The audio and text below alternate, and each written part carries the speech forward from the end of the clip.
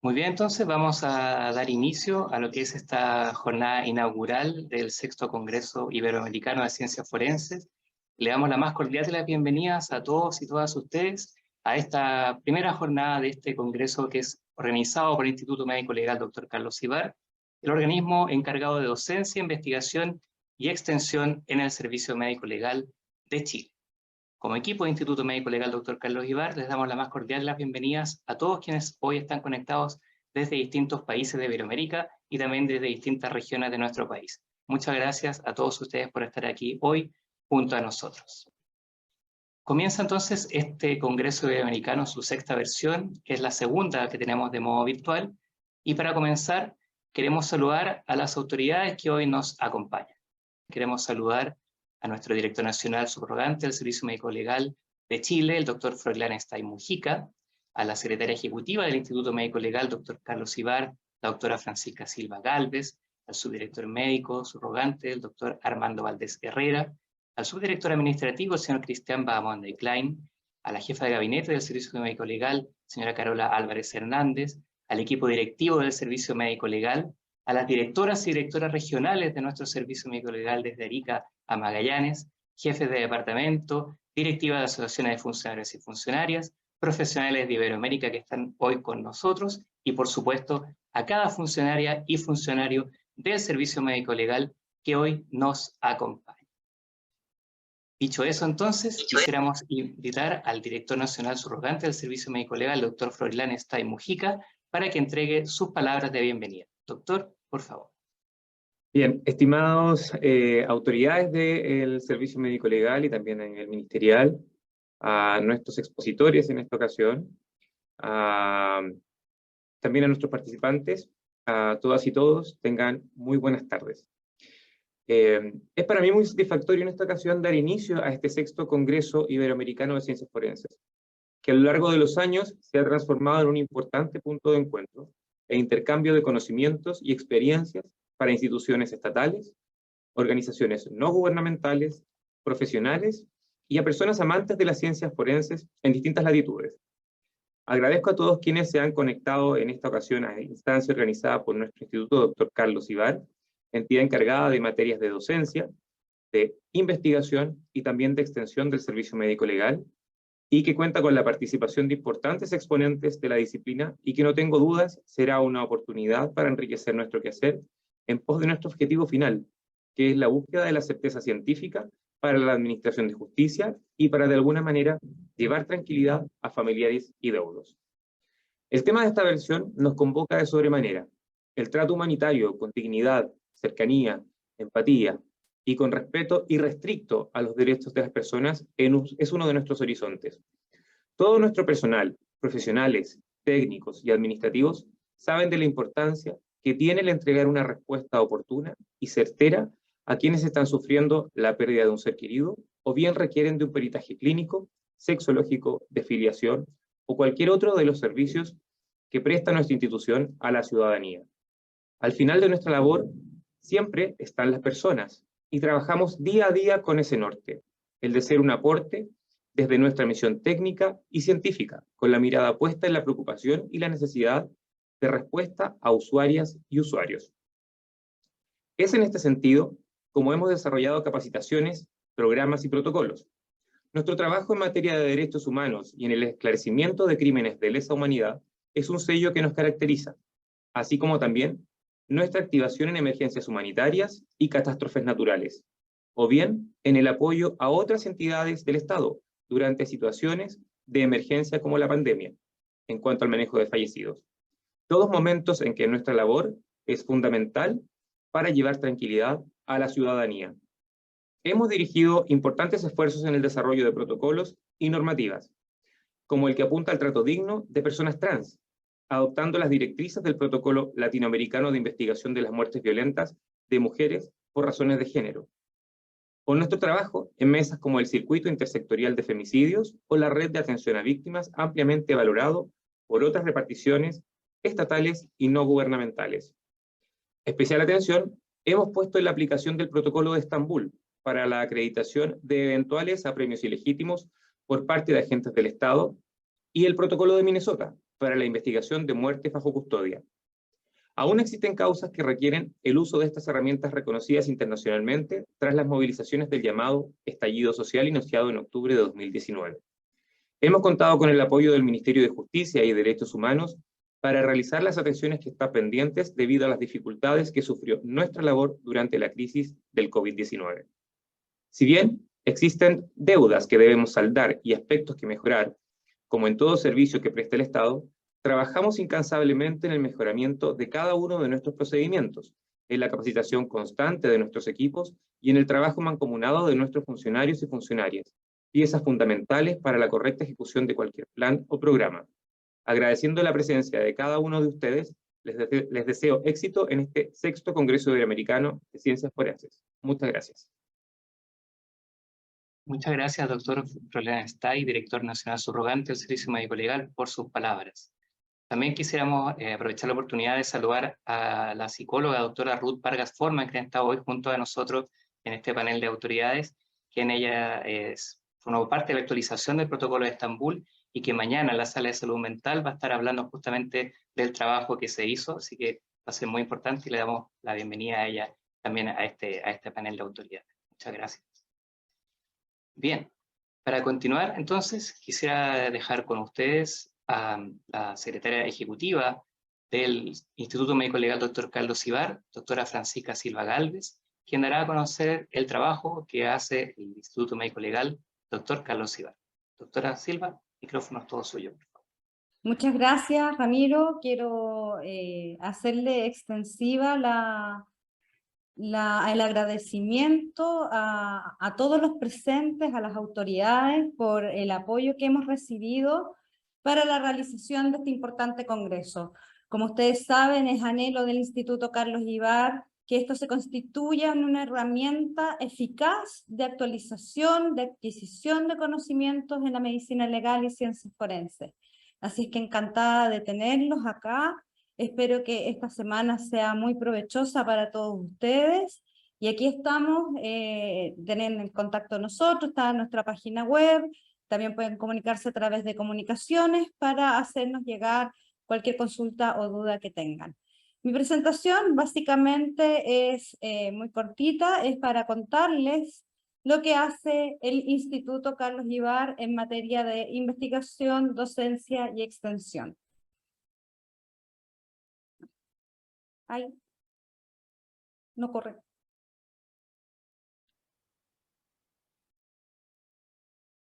Voy a compartir de nuevo, Ramiro, porque no corría.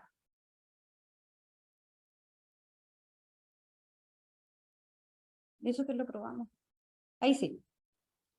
Ya, como ustedes saben, nuestro rol en el servicio médico legal es capacitar a profesionales de todo el país, a los peritos también, para realizar docencia, investigación y extensión, a postulantes y funcionarios de la academia, de academias policiales, Ministerio Público, Defensoría Pública, entre otras entidades. También hemos capacitado a nivel internacional a otros servicios médico-legales, tales como Ecuador, México, entre otros, y también a instituciones de educación superior en materias de medicina legal y ciencias forenses, como por ejemplo a través de las autopsias docentes.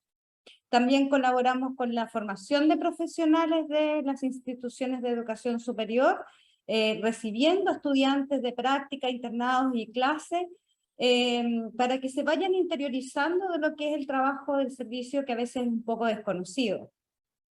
Y también colaboramos en el desarrollo de proyectos de investigación y de extensión con socios estratégicos, principalmente nos referimos a las universidades. Contribuimos a impulsar y a facilitar la Academia Médico Legal y Forense y a fortalecer la comunidad forense nacional e internacional. Y también nos hemos constituido en un gestor en temas culturales, principalmente a través de temas patrimoniales, de los cuales les voy a hablar más adelante. Bueno, ¿cuáles son nuestras áreas principalmente? Les decía, docencia a través de los cursos, de la gestión del servicio médico legal como centro de prácticas forenses y de una constante capacitación disciplinar. En investigación hacemos apoyo metodológico a las investigaciones, ayudamos a postular a fondos externos, también coordinamos todo lo que son las tesis de pregrado y posgrado, contamos con un alto nivel de profesionales del servicio que participan en el Comité de Ética Académica y en el Comité Científico, quienes asesoran a esta Secretaría Ejecutiva para llevar a cabo de mejor manera y con todas las aristas resueltas las investigaciones que presentan los funcionarios externos. En cuanto a investigación externa, hacemos patrocinio de algunas investigaciones que requieren de información del Servicio Médico Legal. Colaboramos en proyectos de investigación como coautorías y también organizamos anualmente el concurso Distinción Dr. Carlos Guivar, que este año los ganadores y las menciones honrosas presentarán el viernes, como les contaré. También hacemos capacitación en innovación pública para dar valor público justamente a nuestra labor médico-legal y forense y así también a la capacitación. En ese sentido, nosotros apoyamos anualmente a todos los postulantes del concurso Funciona para que presenten sus ideas y sean valoradas ante la comunidad. En extensión, hacemos resguardo patrimonial y hoy, desde enero, contamos con un museo de medicina legal que los invitamos a visitar. Está en Avenida La Paz y cuenta con una colección importante de objetos históricos que nos permiten reconstruir la historia institucional. También, como ustedes saben, hoy estamos en el Congreso Iberoamericano de Ciencias Forenses, que con esta versión cuenta con invitados del más alto nivel. Hacemos socialización de la labor forense en la comunidad a través de actividades donde se les cuenta a los ciudadanos de qué se trata el trabajo médico-legal y de ciencias forenses único que hace el Servicio Médico-Legal en Chile. También tenemos una revista de publicación semestral en los meses de mayo y noviembre, donde se publican investigaciones tanto de internos como de externos del Servicio Médico Legal, y también últimamente se nos ha encomendado la cooperación internacional. En cuanto a docencia, podemos decir de que últimamente y debido a la pandemia de COVID-19, reconvertimos todos los cursos a modalidad a distancia. Este es un ejemplo de uno, entonces, donde nosotros podemos llegar de manera estandarizada y a nivel nacional a todos los peritos interesados en los temas. Uno de esos cursos justamente que ha sido emblema es el curso de Protocolo Minnesota, que terminó la semana pasada y contaba con el patrocinio de la Organización de Naciones Unidas, donde se destacó, tal como decía nuestro director nacional subrogante, el doctor Froilán Stay, que contáramos con protocolos establecidos para realizar protocolo de Minnesota. Y no solamente eso, sino que somos una de las pocas entidades en el mundo que realiza capacitaciones integrales en el tema.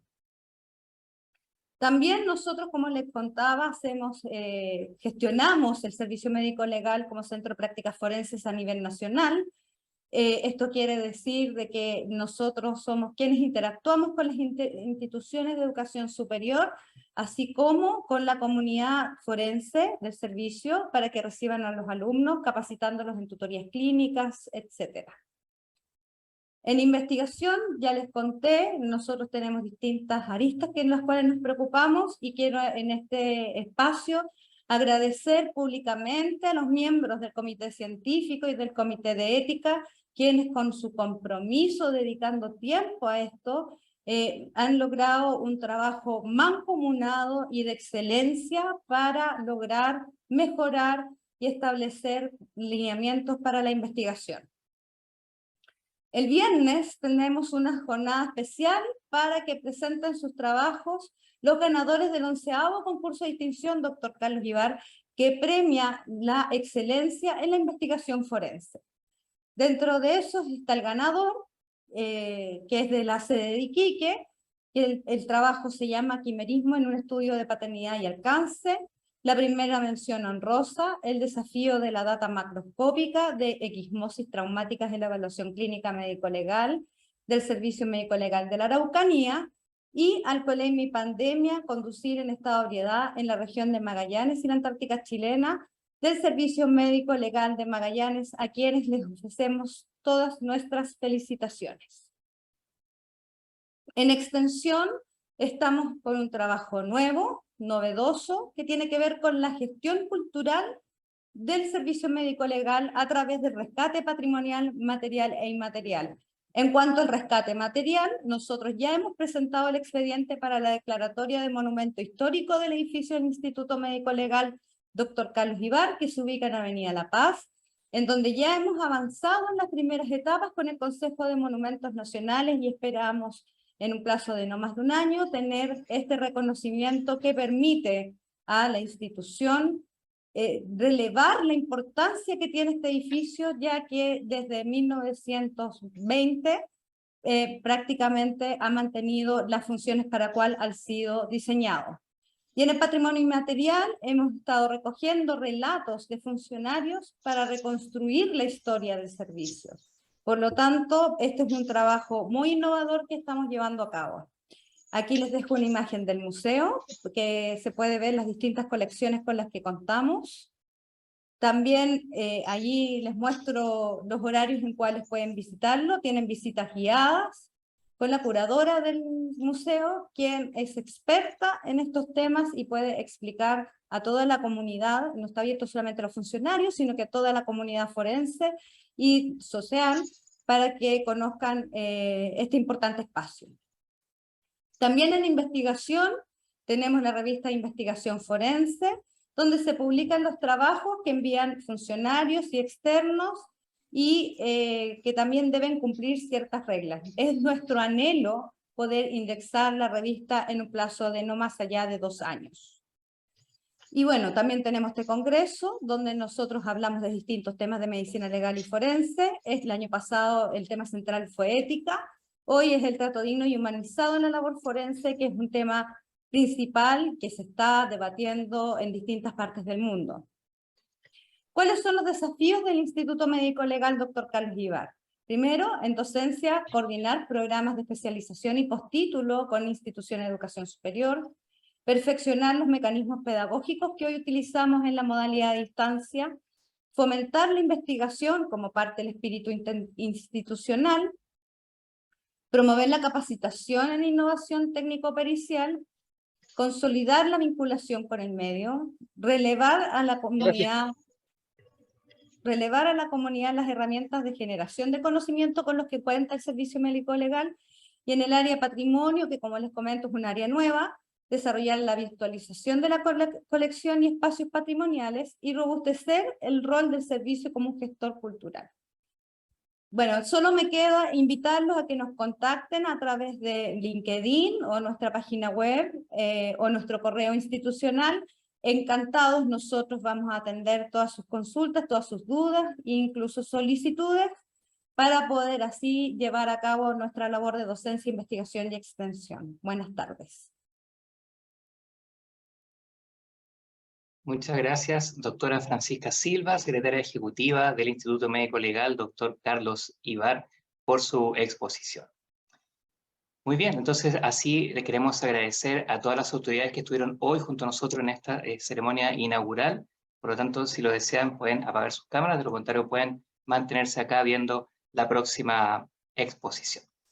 Les quiero contar que en la exposición podrán hacer sus preguntas a través de la pestaña Preguntas y Respuestas o Q&A en algunos sistemas que están en inglés en el Zoom, que está ubicada en el costado inferior de sus pantallas del Zoom.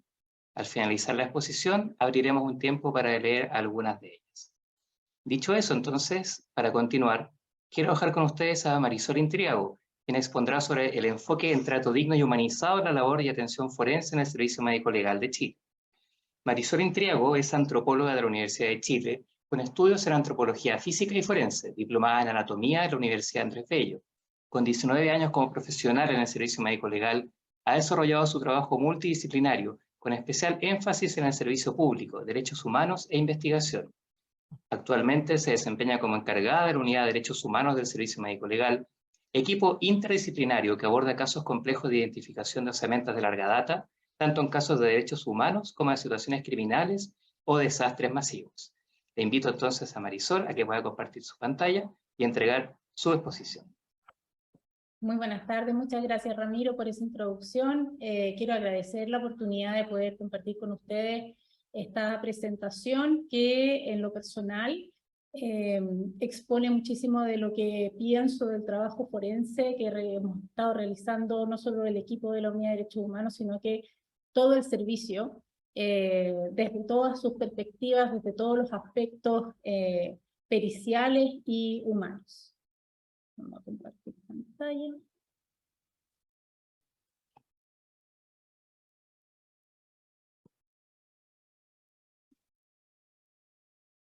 Ahí sí. Bueno, esta presentación tiene que ver con la temática del trato digno y humanizado en la labor y en la atención forense en el servicio médico legal, y me pareció interesante partir con la definición de lo que significa humanizar. La RAE define humanizar como hacer algo humano, familiar, afable, ablandarse, hacerse benigno.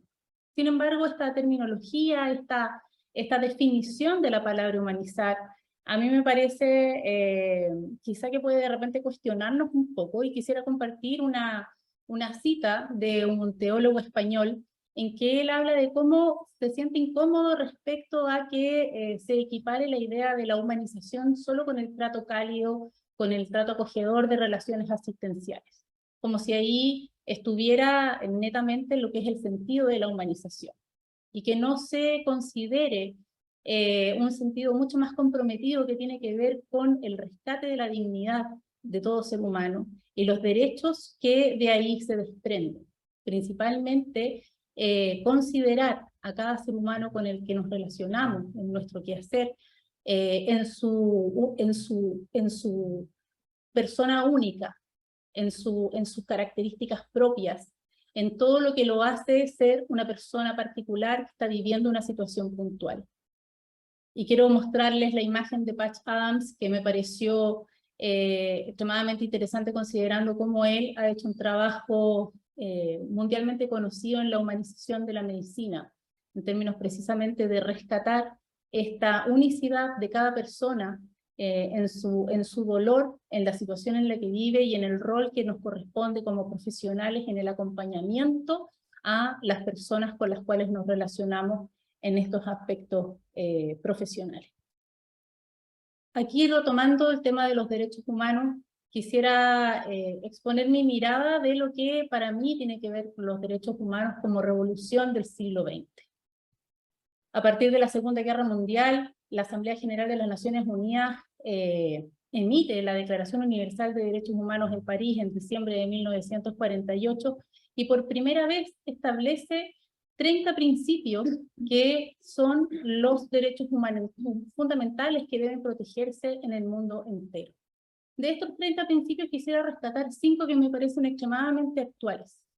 1, todos los seres humanos nacemos libres en igualdad, en dignidad y derechos.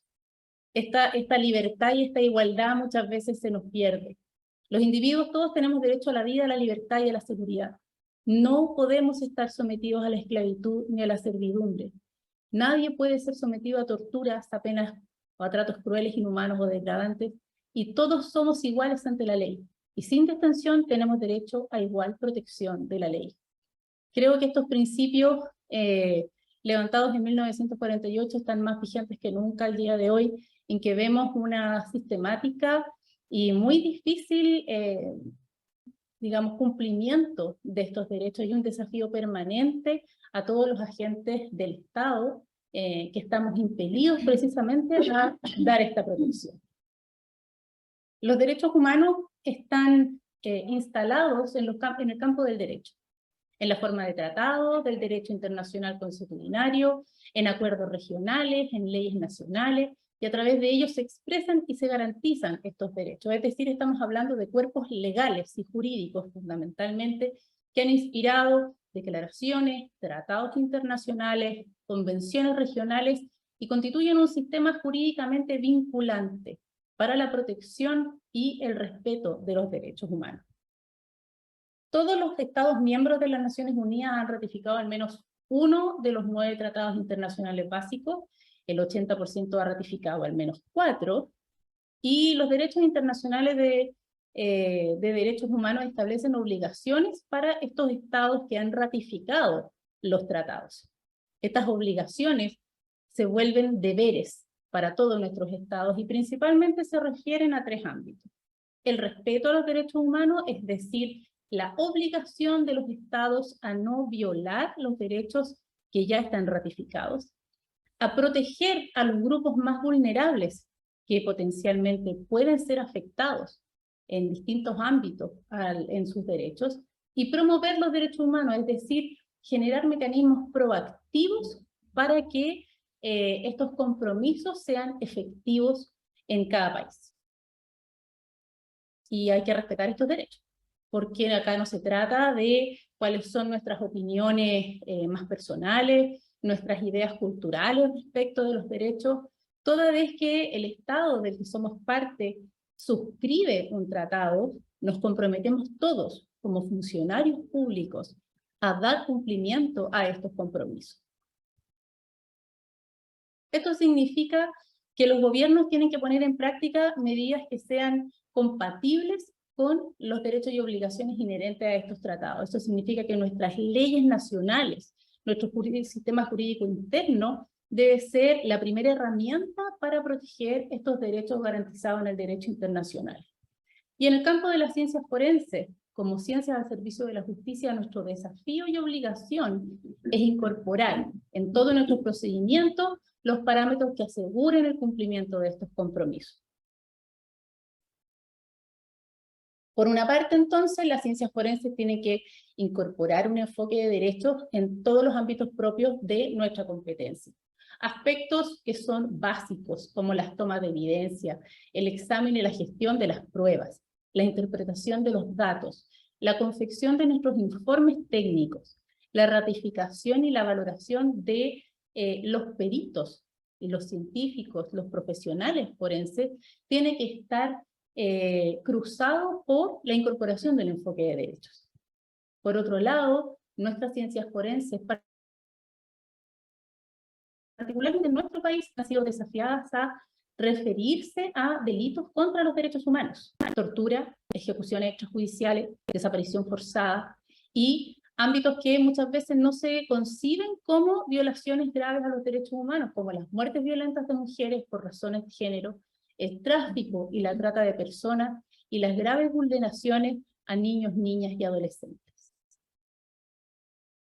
Por último, los profesionales, las instituciones y todas nuestras disciplinas tenemos que ajustar nuestros procedimientos periciales. Tenemos que imaginar y desarrollar nuestra infraestructura y también nuestros modelos de atención para dar cumplimiento a estos principios básicos y cumplir todos los compromisos en materia de derechos humanos que nuestro Estado ha suscrito ya. ¿Y cómo hacemos eso? Nuestro servicio médico legal existe desde el 30 de agosto de 1915, depende del Ministerio de Justicia y Derechos Humanos. Nuestro director es el doctor Gabriel Zamora Salinas, su fundador fue el doctor Carlos Ibar de la Sierra. ¿Quiénes somos? Somos un servicio que asesora técnica y científicamente a los órganos jurisdiccionales de investigación en todo el territorio nacional. Estamos regulados por la Ley 20.065 del año 2005. Estamos a cargo de un tema que muchas veces yo siento que perdemos un poco de vista, que es la tuición y la supervigilancia técnica de la prestación de servicios relativa a materias de nuestra competencia, y eso significa también un desafío en términos de que estamos obligados a mantener los mayores estándares para poder valorar la gestión de expertos que puedan estar cumpliendo estas mismas funciones de manera externa al servicio.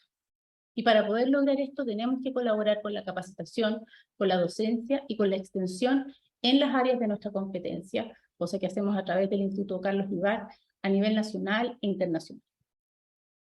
Somos una red forense. Eso significa que la presencia de nuestros servicios a nivel nacional está relacionada. Si bien somos un servicio que está centralizado en Santiago, donde está nuestra dirección nacional, se presta servicio a lo largo de todo el país. Y cada una de las sedes regionales y provinciales cumple funciones coordinadas en sus sedes y con la dirección nacional, dándose apoyo mutuo en caso de requerirse los apoyos técnicos que eventualmente no estén operativos en alguna sede provincial. Nuestra estructura orgánica parte con nuestro director nacional, que está a cargo de llevar a cabo y dar cumplimiento a todos los compromisos del servicio médico legal en el ámbito técnico, en el ámbito administrativo. Tiene una subdirección médica que debe proponer, planificar y programar las políticas relativas a las áreas técnicas conforme a las directrices del director nacional, y eso significa que influye en el ámbito de las unidades técnicas y también de la gestión de las direcciones regionales. Una subdirección administrativa que nos parece extremadamente relevante en esta temática, pues debe controlar los planes, los proyectos de inversión, y establecer todos los mecanismos necesarios y procurar la administración eficaz y oportuna de los recursos humanos, físicos y financieros del servicio, también desde una mirada y desde un enfoque de derechos. El Instituto Carlos Vivar, de que quiero hablar un poquito más después, y las direcciones regionales, que deben organizar su trabajo en las sedes que señala su reglamento orgánico y de acuerdo también a sus condiciones y a sus ámbitos de acción. Las direcciones regionales nos parece igual que todas las otras áreas, pero me parece muy relevante mencionar el trabajo interinstitucional que realizan en cada una de sus regiones. La coordinación de las direcciones regionales con los distintos espacios del intersector, sin duda logra establecer para el servicio médico legal una gestión más completa y más integral. Los departamentos y áreas técnicas del servicio médico legal de manera transversal tienen que ver con el departamento de tanatología, que es un departamento donde no solo tenemos ámbitos de la medicina legal, sino también un trabajo multidisciplinario, el trabajo de laboratorio, que tiene que ver con la genética, con el desarrollo de alcoholemias, con la toxicología, el Registro Nacional de ADN, que tiene en su responsabilidad mantener un banco de datos genéticos de víctimas, de perpetradores de delitos y de evidencias. La unidad de clínica, que realiza labores fundamentales también en la evaluación de lesiones, en responsabilidad médica. La unidad de salud mental, que tiene un área para la atención de casos de adultos y de casos de niñas y adolescentes, y la unidad de derechos humanos de identificación forense, que no solo se refiere a las graves violaciones a los derechos humanos ocurridas en dictaduras, sino también a la identificación y el establecimiento de causa y manera de muerte, con un grupo también, un equipo multidisciplinario en casos de desastres masivos y casos criminales complejos. El Instituto Carlos Vivar, si bien ya se mencionó cuáles son sus funciones, es importantísimo y me parece muy necesario relevar su función en la docencia, la investigación y la extensión para poder precisamente proveer y alimentar un desarrollo y un crecimiento continuo a todos los equipos y áreas periciales.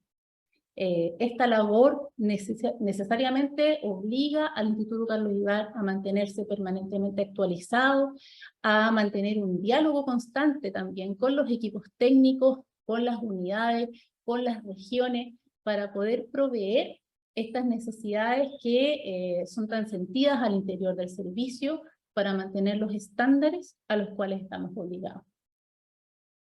En ese sentido quisiera mostrar, quizás es un poco extenso, pero igual quiero mostrar esta lámina que muestra cuáles son los cursos vigentes en este momento, en el 2022, y que son cursos que tienen que ver con nuestra gestión habitual.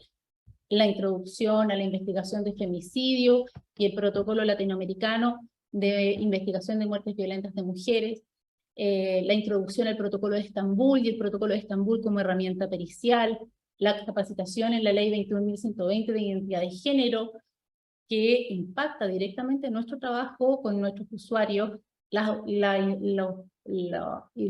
cursos relativos a las autopsias de casos complejos, en donde hablamos de casos que pueden involucrar el protocolo de Minnesota, femicidio, casos criminales graves, el protocolo de Minnesota, el curso introductorio sobre trata de personas, que sin duda es un delito que está afectando no solo a nuestro país, pero particularmente a nuestro país como algo bastante nuevo y que demanda una formación particular sobre este crimen. el servicio médico legal para la comunidad, la introducción a la ley de entrevista videograbada, la ley 21.057, los trabajos relativos a la identificación odontológica forense y la importancia de la odontología forense en la identificación y en la determinación de trauma, y la identificación humana en el ámbito de la antropología y la arqueología forense. Esta incorporación del enfoque de derecho en ciencias forenses tiene que estar en consonancia con la actualización de las normas legales relativas a los delitos.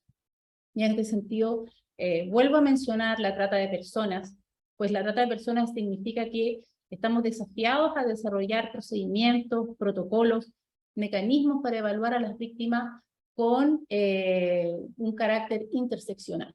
Es decir, estamos obligados a identificar distintos aspectos que pueden ir aumentando la vulnerabilidad de nuestras víctimas.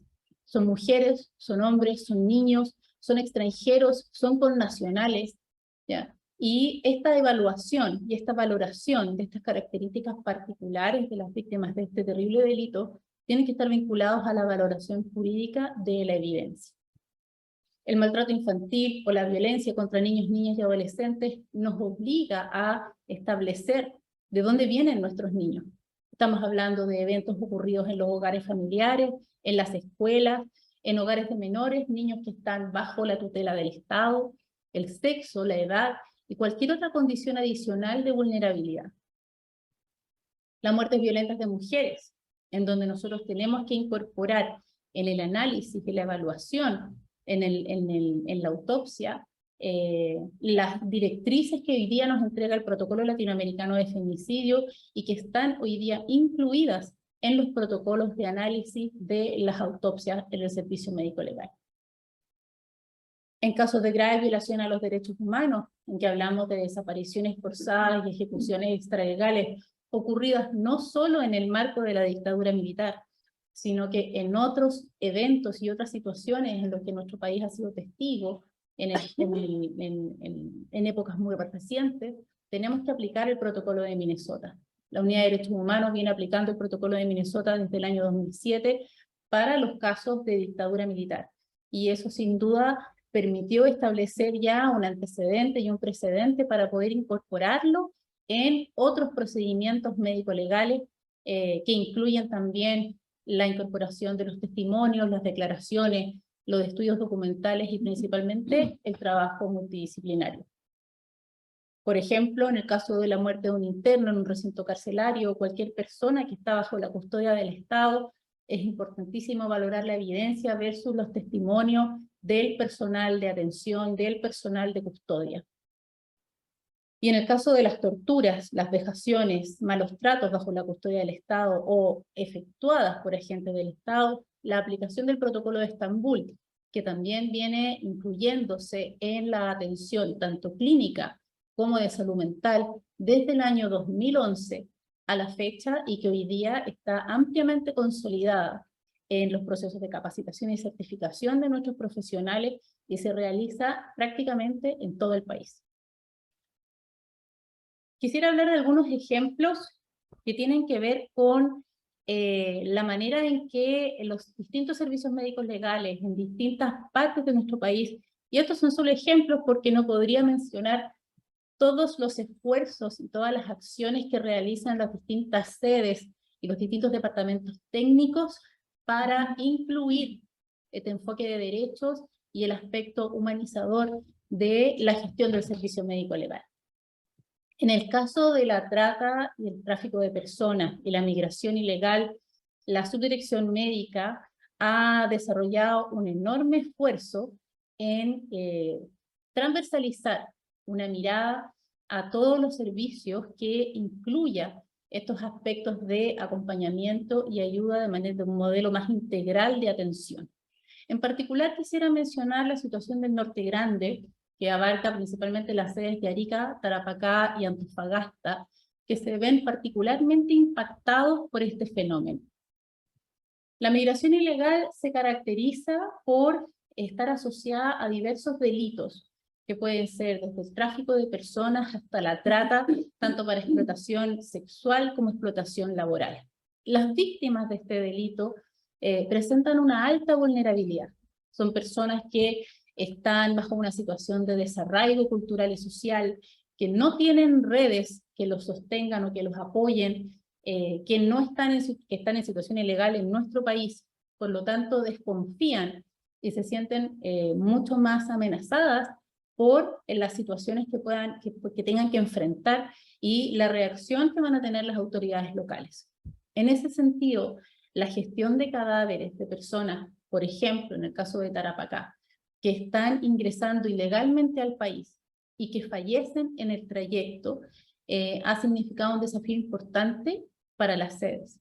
Desde el levantamiento de cadáveres, que es una gestión que podría considerarse bastante habitual y normal, tenemos que considerar que los vehículos tienen que trasladarse largas distancias hasta puntos cercanos a la frontera, en altura, lo que significa también exponer a los conductores y a los técnicos a condiciones que no son las habituales para poder realizar el traslado del cadáver, la gestión del cadáver en los servicios médico-legales locales, en donde se ha tenido que adecuar el modelo de atención para poder incluir a los familiares que pueden estar viviendo en el país y también los que se encuentran en el extranjero, lo que ha significado también integrarse y trabajar con los consulados de los países de origen de estas víctimas y de sus familias para poder gestionar el trato digno al cuerpo, el trato digno a las familias de las víctimas, de las personas que mueren en esta situación. Y también inclusive, aun cuando no es parte de la gestión habitual del servicio, gestionar apoyo social a las familias que precisamente por esta situación de desarraigo y de vulnerabilidad carecen de los medios, la gran mayoría de las veces, para poder sepultar de manera digna y respetuosa los cuerpos de sus familiares. Esto es una gestión que se realiza por parte de los directores regionales, por parte de los funcionarios administrativos, y que significa un trabajo permanente y directo con las familias, con las autoridades del intersector, con los representantes de los países de donde vienen, de origen de estas personas. Y sin duda el resultado de esta gestión, que muchas veces es compleja, llena de satisfacción a los equipos, porque efectivamente ven un resultado distinto que el no realizar o incorporar estas buenas prácticas en esta gestión. En el caso de la gestión de usuarios, yo quisiera relevar que nuestro plan estratégico institucional indica particularmente para la tarea de la OIRS la incorporación del enfoque de derechos. Y en ese sentido, desde el lanzamiento de nuestro plan estratégico el 2020, la OIRS comenzó a trabajar en la incorporación de parámetros y elementos asociados al enfoque de derechos, es decir, descriptores de nuestros usuarios que permitieran identificarlos y que pudieran permitirnos a nosotros hacer una atención orientada y dirigida a sus características particulares y a sus necesidades puntuales.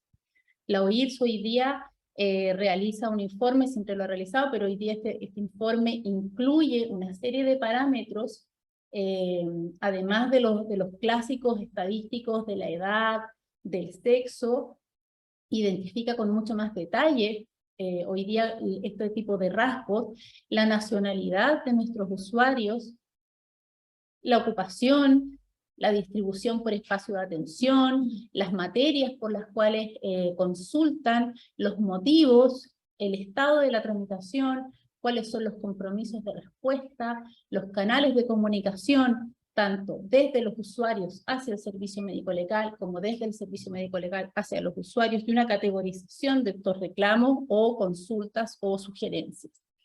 Esto significa y entrega herramientas de análisis, de diseño y de gestión de resolución de las consultas de nuestros usuarios que están dirigidas a darle respuesta a la necesidad particular de cada una de estas personas.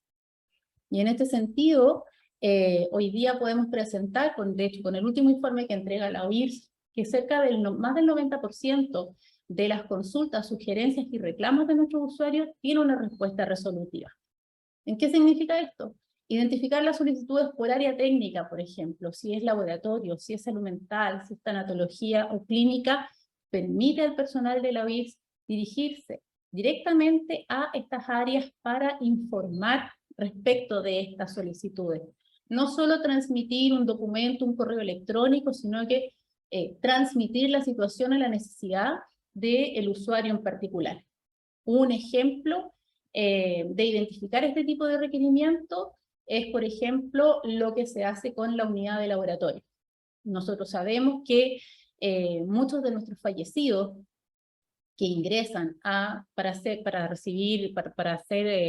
sometidos a una autopsia, las familias quedan en una situación en la que tienen que comprobar ante las aseguradoras la situación, la causa y manera de muerte de las personas para poder activar los seguros que tanto necesitan las familias cuando pierden a alguien importante, a un padre de familia, a una madre de familia, a un sostenedor, que de un minuto para otro ya no está.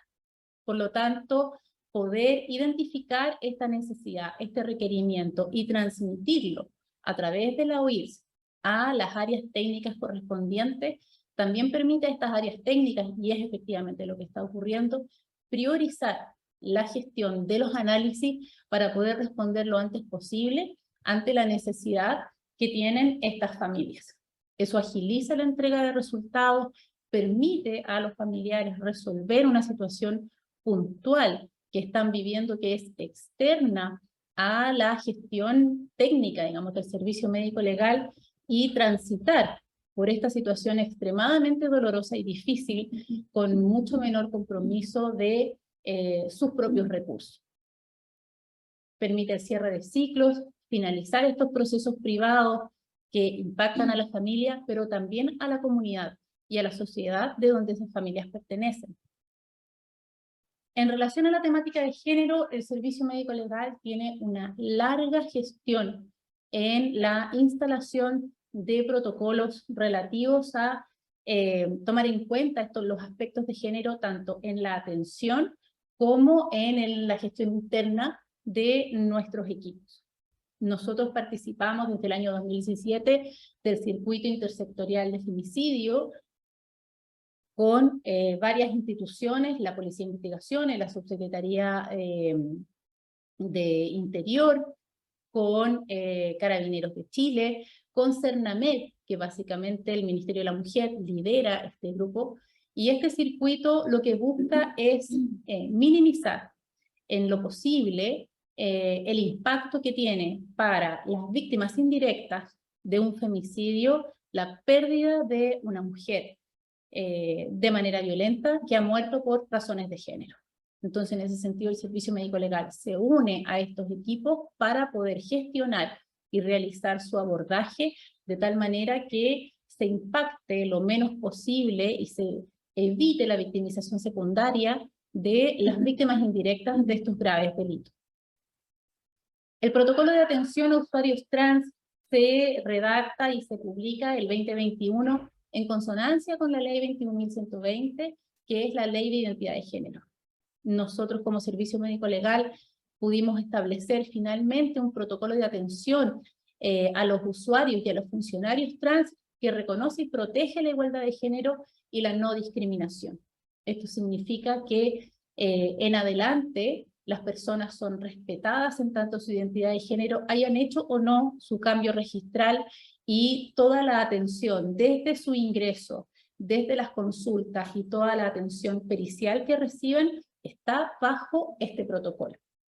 Y por supuesto los procedimientos de denuncia, investigación y sanción de maltrato, acoso laboral y acoso sexual, que refieren precisamente a las relaciones entre funcionarios y funcionarias del Servicio Médico Legal y que establecen mecanismos que deben operar en caso de que ocurran cualquier abuso y cualquier situación de acoso que pueda estar afectando a nuestras funcionarias y funcionarios.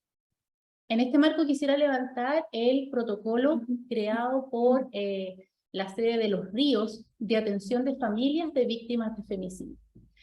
Ellos consideraron que el rol del servicio en el circuito intersectorial de femicidio merecía establecer un protocolo definido de actuación para atender a las familias de víctimas de estos graves delitos. En ese sentido, lo que ellos hicieron fue desarrollar un protocolo que permitiera precisamente cumplir con el rol del servicio médico legal en términos de realizar la autopsia bajo los parámetros y el enfoque de género, entregar los resultados con toda la celeridad y oportunidad necesaria, atender a las familias de las víctimas, entregar la información a las otras instituciones parte del circuito y hacer la entrega también de la información y del cuerpo de la víctima a las familias en los términos que las familias requirieran.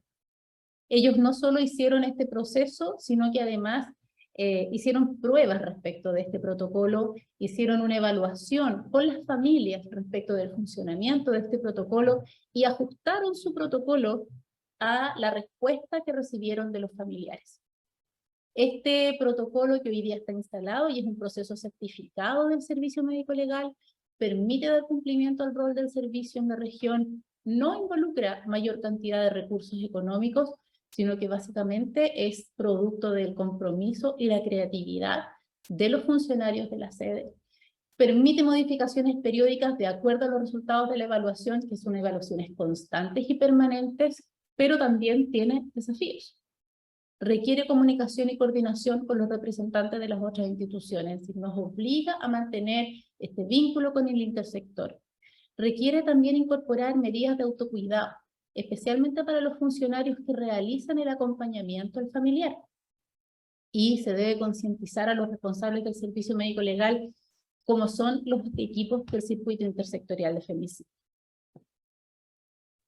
En términos de infraestructura, muchas veces el incluir el enfoque de derechos o una mirada humanizadora en la gestión tiende a chocar con los aspectos de infraestructura, presupuestario y de recursos físicos de los servicios. ¿Cómo incluimos un enfoque de derechos en estos ámbitos que son como los ámbitos más rígidos, los ámbitos más duros de nuestra gestión como servicio?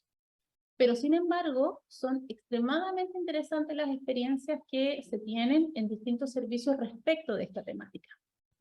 El Servicio Médico Legal de Santiago, aquí en Avenida La Paz, tiene, por ejemplo, una oficina del registro civil operativa.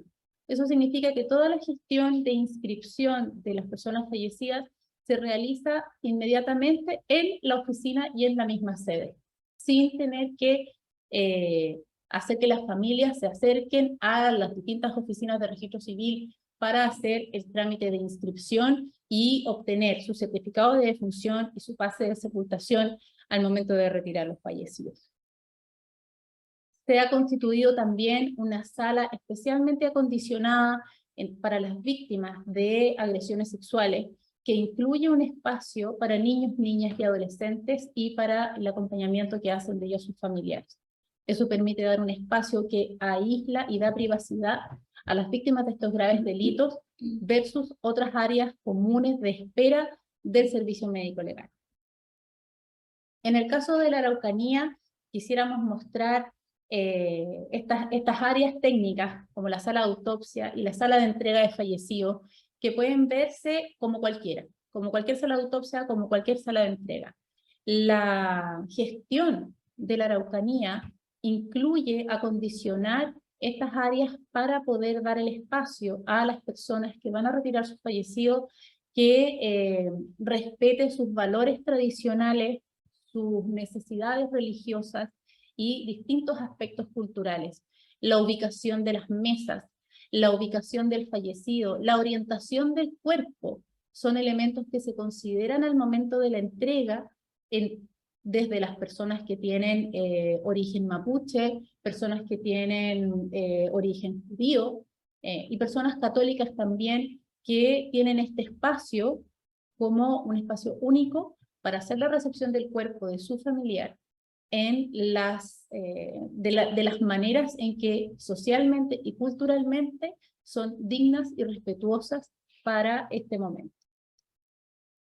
Y quisiera mostrarles también la sala de espera de psiquiatría infantil de la región de los lagos, que desde hace varios años instaló un espacio especial y particular para los niños y niñas que tienen que ser atendidos precisamente en el área de salud mental infantil.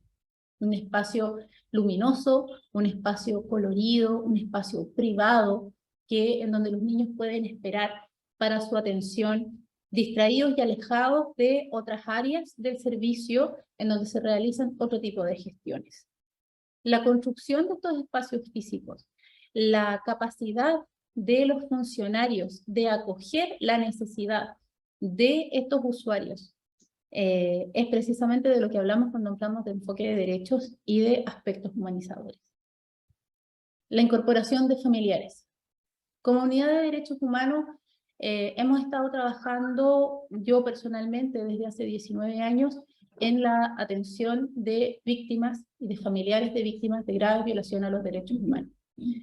Y la incorporación de la familia en las distintas etapas del proceso ha mostrado ser, que es uno de los principios además del protocolo de Minnesota, demuestra ser extremadamente fundamental para la construcción del duelo, para la recuperación de la vida de estas familias que muchas veces han perdido y han dejado de ver a sus familiares por décadas. Transformar a la familia, a la comunidad y a la sociedad en el centro de la investigación, en el centro de la actividad pericial, nos da distintas garantías. Nos da garantía de calidad, de credibilidad, de oportunidad y de transparencia. La participación de la familia en los distintos procesos nos hace también darle sentido y significado a el rol que ellos han cumplido en la movilización de las instituciones, en la búsqueda. Las familias no han estado inmóviles en espera de que el Estado les resuelva un problema. Las familias son siempre el motor de la acción de las instituciones. Y este reconocimiento es lo que eleva su dignidad. Nosotros hemos tenido una experiencia extremadamente rica y hemos podido trasladarla a otro tipo de investigaciones, como las investigaciones en desastres masivos y en crímenes complejos. Tenemos que considerar que muchas veces los resultados de las investigaciones, tanto del Servicio Médico Legal y de todas las instituciones que participan en las distintas etapas y en los distintos momentos de una investigación de esta naturaleza, no va a llevar siempre a los resultados que algunas familias esperan. Muchas veces no los vamos a encontrar, muchas veces no los vamos a identificar, muchas veces no vamos a poder decir realmente qué les pasó, ya sea por el paso del tiempo, por la intervención de terceras personas para evitar que se logre conocer la verdad, y también por los eventos extremadamente destructivos, por ejemplo, los desastres que pueden tener en estos procesos. Mantener una relación permanente de total transparencia en el marco de la ley, el incluir un trabajo multidisciplinario y un trabajo interinstitucional, permitir la participación, es un modelo en el trabajo que no solo entrega calidad y oportunidad a la respuesta, sino también ayuda a los procesos de reparación que requiere precisamente el trabajo con las familias por el impacto que tiene en nuestra sociedad de eventos tan duros y tan complejos como estos. Para poder llegar hasta este punto se requiere entrenamiento, se requiere capacitación, se requiere sensibilizar a nuestros funcionarios y a nuestros equipos.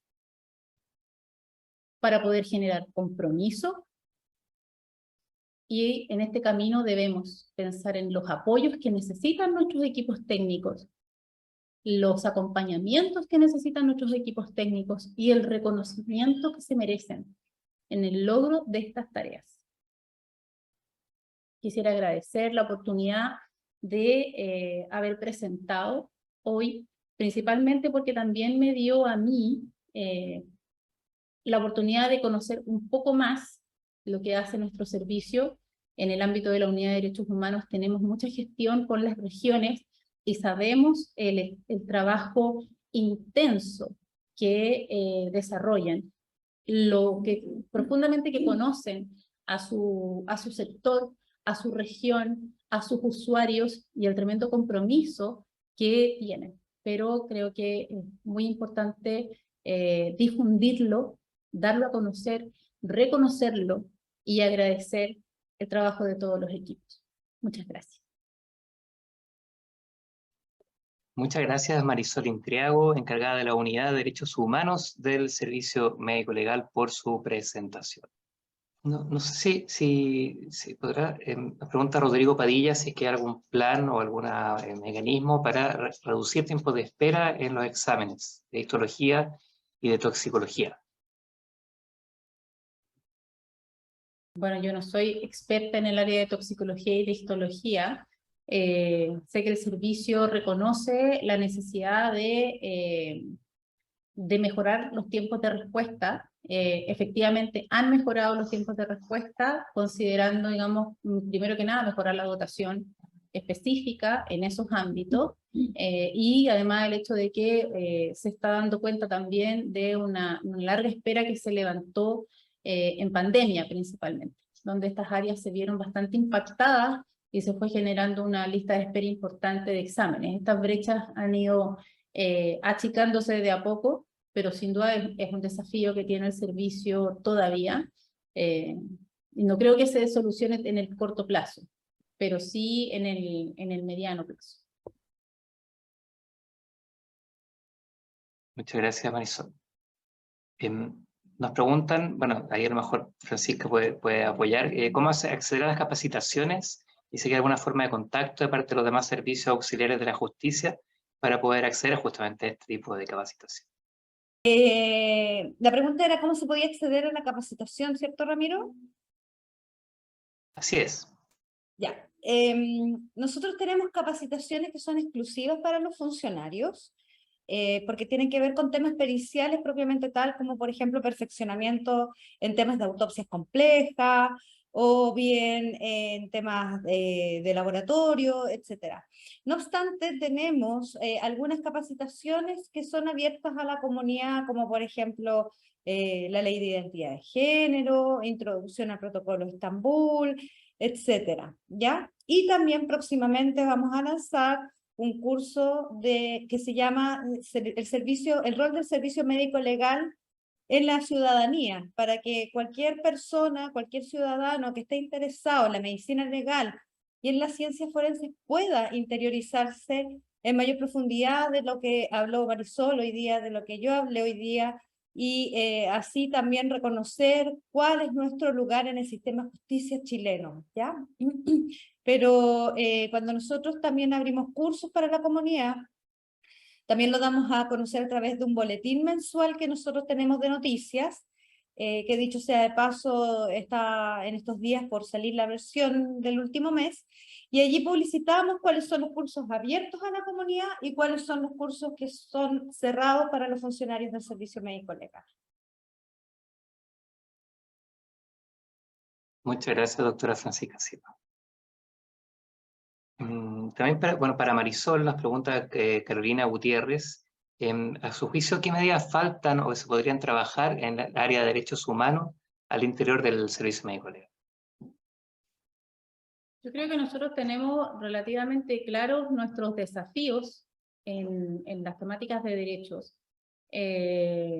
Falta todavía, por ejemplo, trabajar la temática de el apoyo a los funcionarios que realizan la gestión pericial, técnica y administrativa. Nuestros equipos están tremendamente demandados por la naturaleza de nuestra actividad y ha costado muchísimo relevar la importancia del autocuidado como un proceso institucional, no solo como una gestión personal de cada uno de nuestros funcionarios.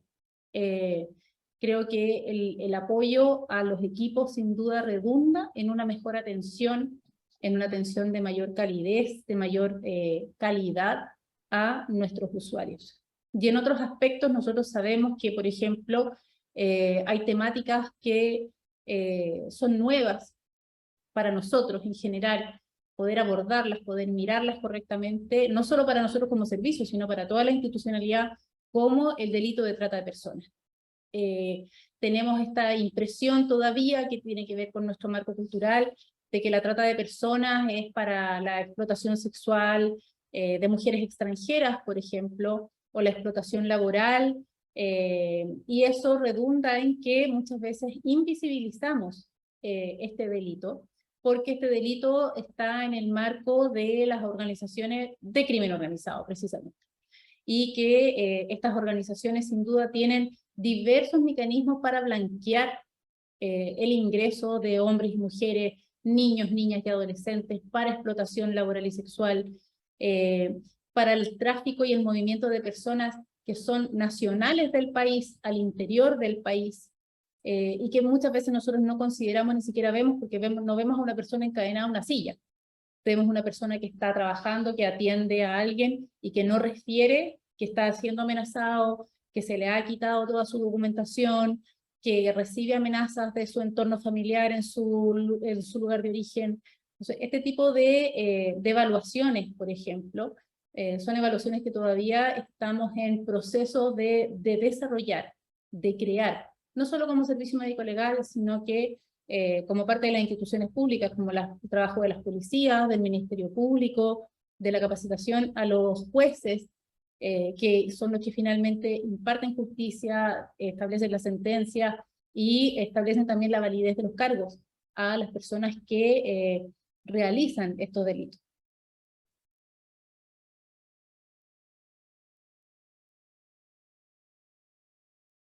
Muchas gracias, Marisol, por la respuesta.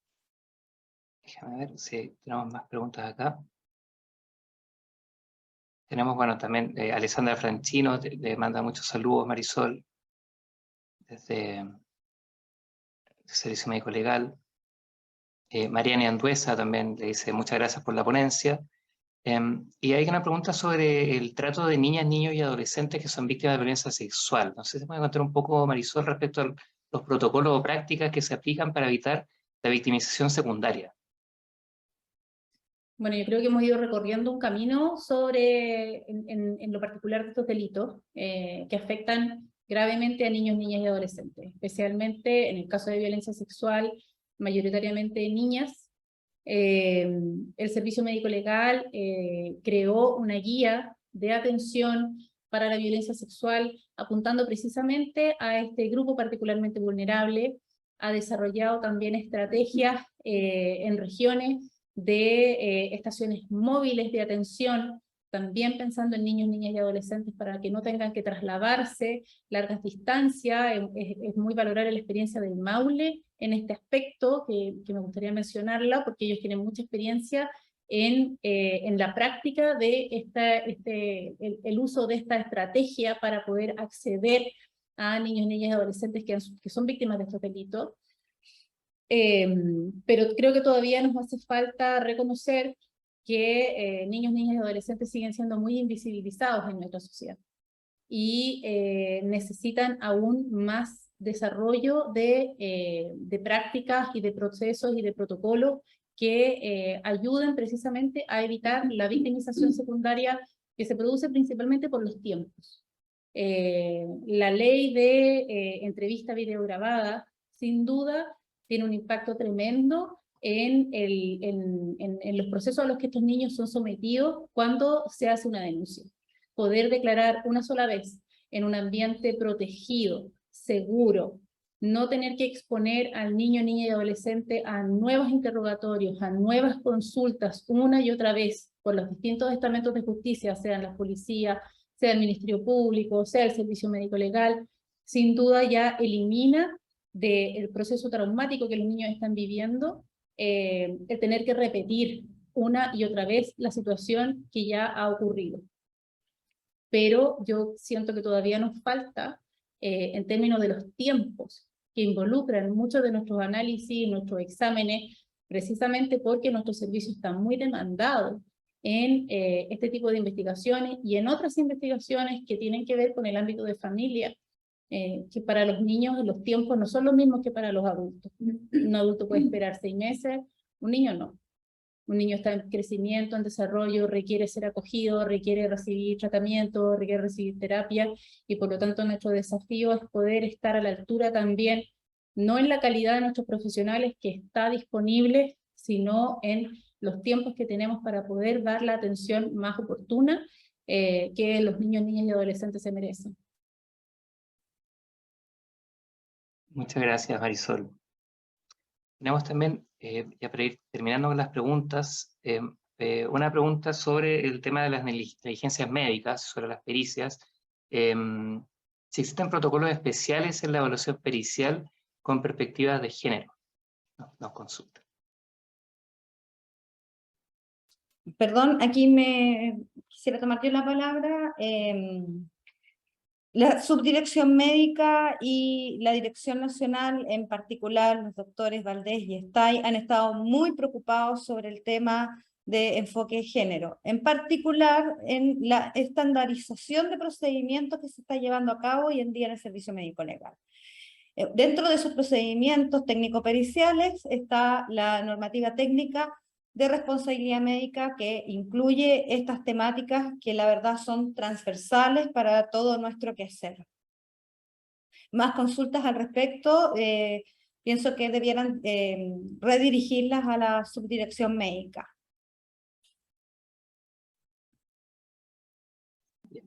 Muchas gracias, doctora Francisca Silva.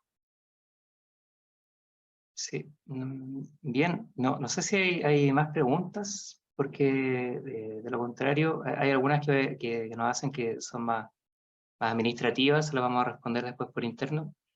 Pero de no haber más, yo creo que estaríamos... Hay una última, de Lady Sigue, que nos pregunta acerca de la victimización secundaria, y si nos podrían aconsejar o contar qué estrategias recomiendan, porque dice ella, si bien es cierto, se debe evitar, y lo ideal sería que no se hicieran tantas entrevistas, cada profesional debe indagar sobre ciertos aspectos en función a su materia. Entonces quizá ahí contar un poco en qué consiste, pero brevemente, la ley 21057 para Lady que nos pregunta.